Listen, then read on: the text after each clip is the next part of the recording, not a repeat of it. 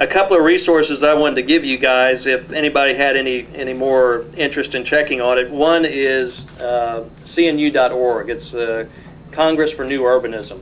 And it's a whole group, probably about 1,500 to 2,000 people that are involved, made up of city officials, traffic people, developers, architects, town planners, just a wide cross-section of people. So you have people that know economics, they know what real estate development takes to work, but you also have that mitigated with people who are trying to make a difference and try and build communities that are sustainable and are going to increase in value instead of decreasing in value.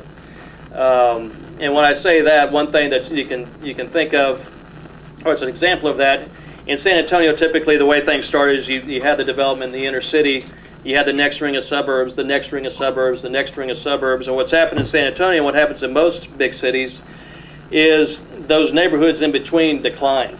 And so you used to have your slums in the inner city. Well, now the slums are either on the first or the second tier of suburbia.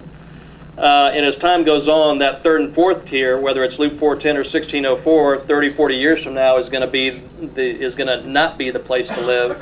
It's not going to have the best school districts, and everything's going to start to come back. So now you've got this whole kind of in the middle where the development is out north and it's coming back to the inner city.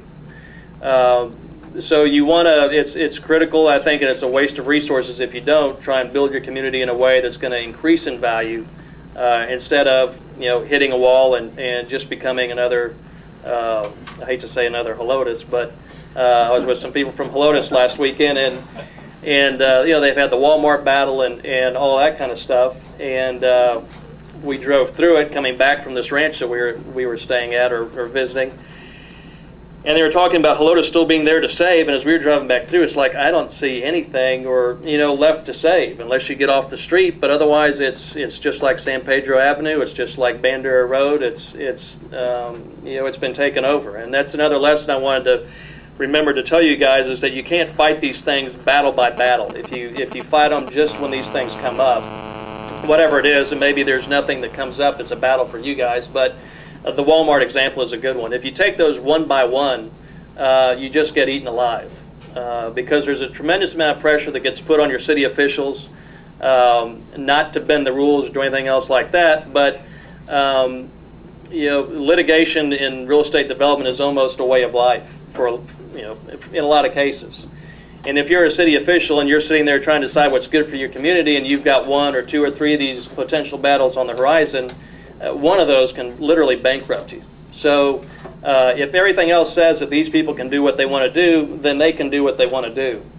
And the only way to get ahead of that is kind of get together and do a kind of a regional, and for you guys regional would be Castroville, maybe out to the Bexar County line would be considered probably regional.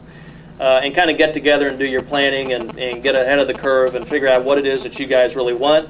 Maybe it is sprawl, maybe it's not. But at least you have a chance to decide and figure out what you want to do ahead of time.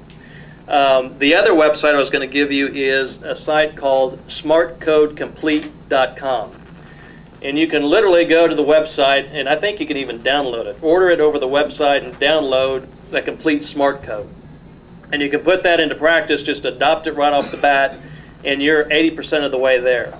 And then the people that write that code, there's one called Placemakers is one. There's several here in Texas, up in Austin, some others. They'll come down, they talk to the community, talk about what you guys really want, do what they call visioning and some of these other things, and then tweak that smart code to where it fits your community. So that if you can imagine maybe 10, 20 years from now, if we were sitting here talking and Castroville was right now 3 times the size that it is now, but had the same feeling, really that's where you want to be. If 20 or 30 years from now, Castroville could be 3 to 4 times this size, but you guys could all still be sitting here, it would still have the same feel, the same kind of character to it, that's what you really want to try and go for, in my mind. Being in King William, that's kind of what we've been trying to do. And I think you have a chance to get there. It's doable, but you really have to get out and start planning, and I know Rob and a lot of other people are kind of starting to talk about it and work on it, but you need to do it before it's too late.